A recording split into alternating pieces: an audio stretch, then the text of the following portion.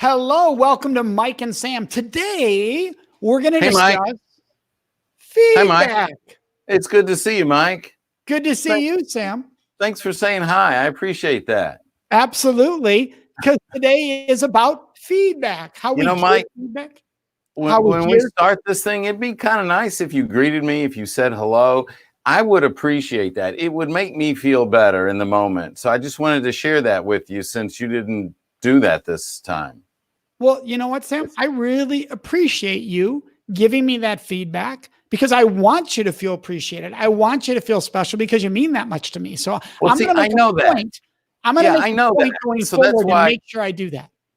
Yeah. And since I know that's how you feel, I thought it was important for me to share that with you. I just, I feel like our relationship is such that if something's not exactly 100%, we can talk about it.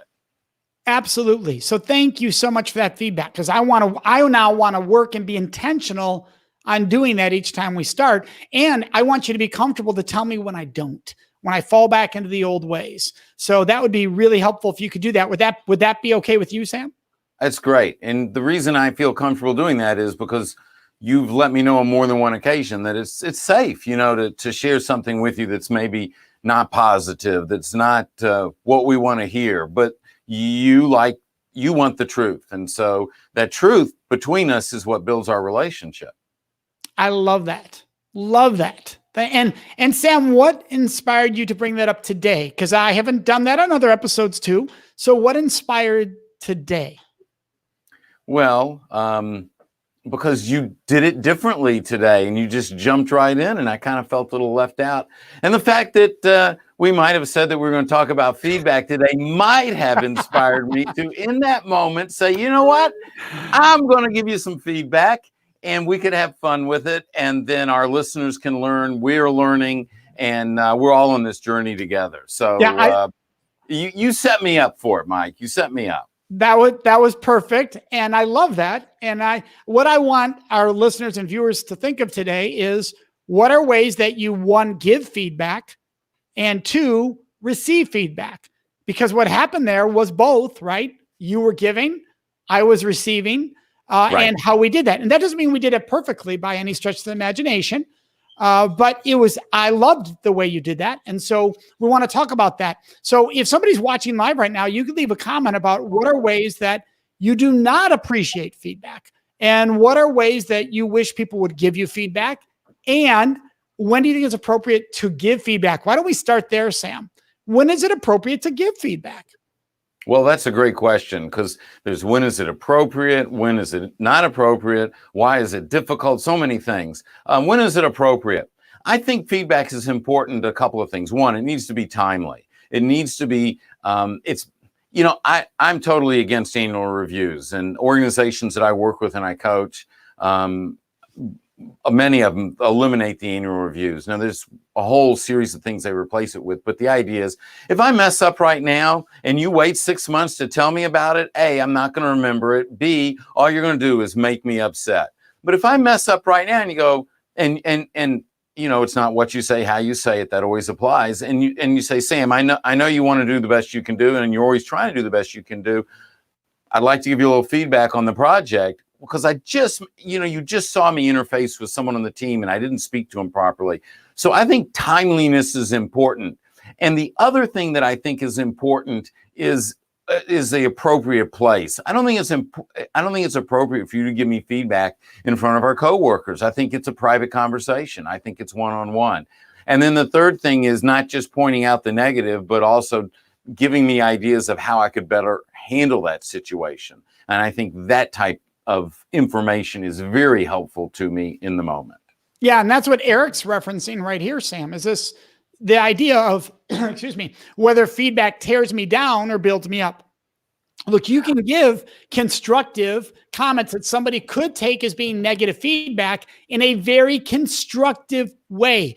Unfortunately, what a lot of people do is they say, can I give you some constructive feedback? And what they actually mean is, can I give you negative feedback? And there's a big difference in negative and constructive. Constructive is meant to build. Construct is to build up.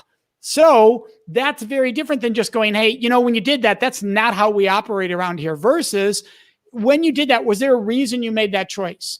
We have found that it really works when we go this route, right? That allows the person also to have a voice in the process. So it's a mutual feedback exchange versus me just talking about what you did wrong without understanding why. You might repeat it again if I don't understand why.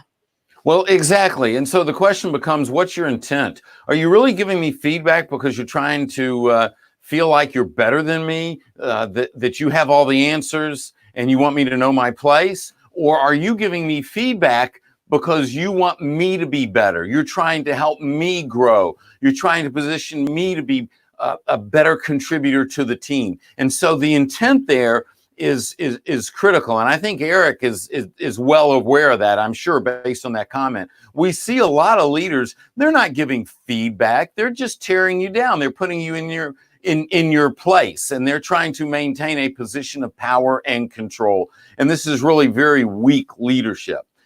Feedback is meant to be positive. It's to position me to be more successful next time. And your ability to give someone feedback is based on what you've done to build a relationship in the past.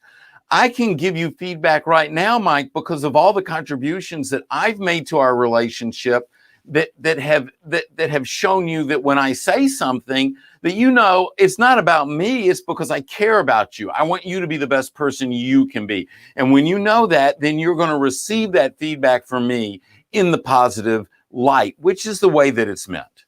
Yeah. And that's why how it's heard matters. Like people will say, well, they took it that way. That is not what I meant.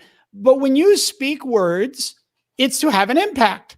So if you're telling me you didn't mean to have that impact, that's your responsibility to change the way you say it, because the impact is your direction. You're the one delivering those words.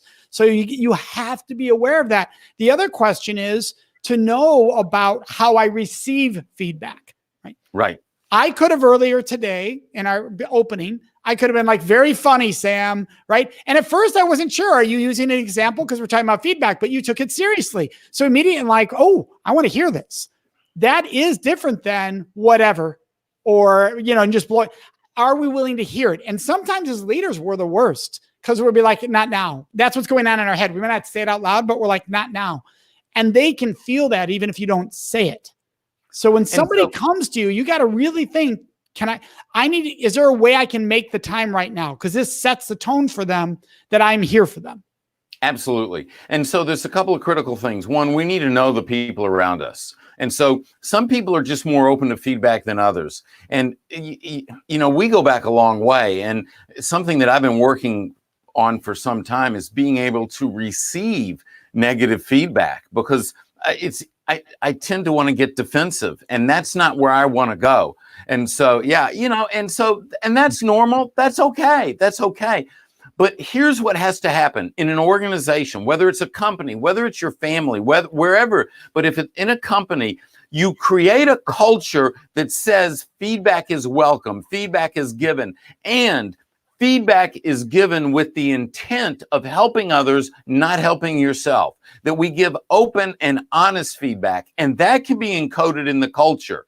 And when you encode that in the culture, and it's lived, then people know why you're sharing something. And as a leader, if you see people giving feedback that is not given in the best of intent, then you have to have a conversation with them, give them feedback. And if they don't change their behavior, then you have to allow them to go someplace where that kind of behavior is acceptable. Yeah, it's something you and I've talked about before. This is all about a foundation of respect. If you build a foundation of respect, feedback will be able to be heard with respect. It will be able to be given with respect. All of that. And so I think, just summarizing today, remembering before we give it, is this the right appropriate moment, time, situation, surrounding? Am I leading with respect when I share this in a constructive build up mode? Construct means build.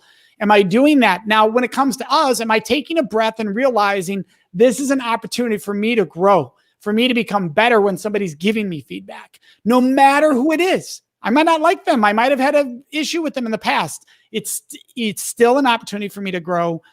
So yeah, I love everything you shared today. Thanks, Sam. I just want to acknowledge Eric, and also Jan, you're absolutely right. Feedback doesn't always have to be negative. It can be positive feedback, reinforcing a situation. Thank you for that, Jan. That's right on target. Hey, follow us on YouTube at Center for Respect, and at Sam Silverstein, and we'll see you next time.